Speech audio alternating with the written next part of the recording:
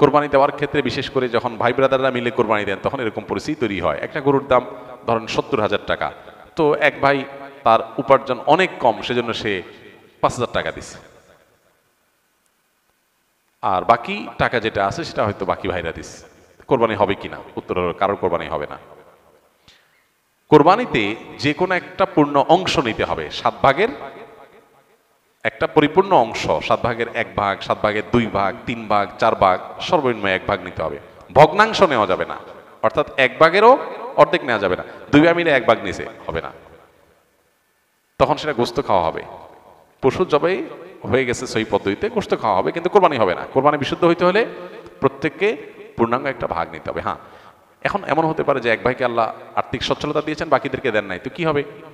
তখন সচ্ছল যিনি, তিনি তার পক্ষ থেকে কোরবানি দিয়ে বাকি সবাইকে সবার পক্ষ থেকে দিবেন, যে ঠিক আছে তোমার পক্ষ থেকে একটা শেয়ার, তুমি টাকা দিলা না, আমি তোমারটা দিয়ে দিলাম, এটা হতে পারে।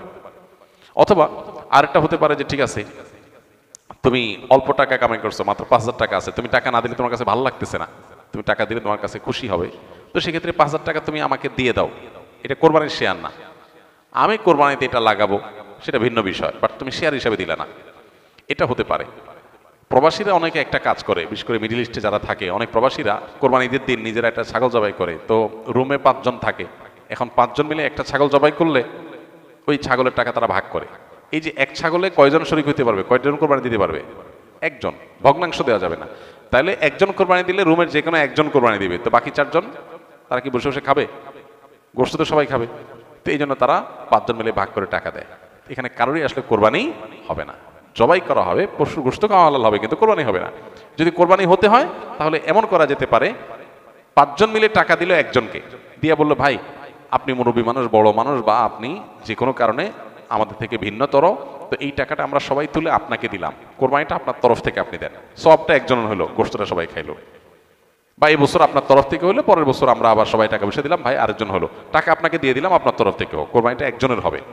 ঠিক একইভাবে গরুতে ভগ্নাংশ, এটার ভাগ এভাবে আপনার শরীক হওয়া যাবে না, পূর্ণাঙ্গ একটা অংশের শরীক হতে হবে, তারপর কোরবানি বিশুদ্ধ হবে। কোরবানির সাথে আকিকা করা যাবে কিনা? কোরবানি করলেন, একই দিনে আকিকা করলেন, জায়েজ আছে, হতে পারে, কিন্তু অবশ্যই আকিকার একটা নির্দিষ্ট সময় আছে, ওই সময় করাটাই উত্তম। ধরেন মানুষের জন্মের কত নম্বর দিনে আকিকা করা সুন্নাত? 7ম দিনে, কোন কোন হাদিসে 14তম বা 21তম দিনে কোথাও আছে।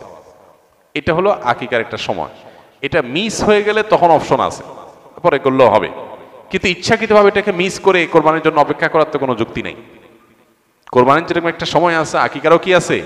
সময় আছে। আপনি বিলম্ব করে ওই পর্যন্ত নিয়ে গেছেন, সেটা তো অবশ্যই একটা ভালো কাজের লঙ্ঘন হলো, অন্তত মোস্তাহাবের খেলাফ তো অবশ্যই হলো, তো এটা অনুত্তম সন্দেহাতীতভাবে। বাকি একই গরুতে আকিকা এবং কোরবানি দুইটা নিয়ত করলে সেটা হবে কিনা, এটাই না আমাদের মধ্যে মত পার্থক্য আছে।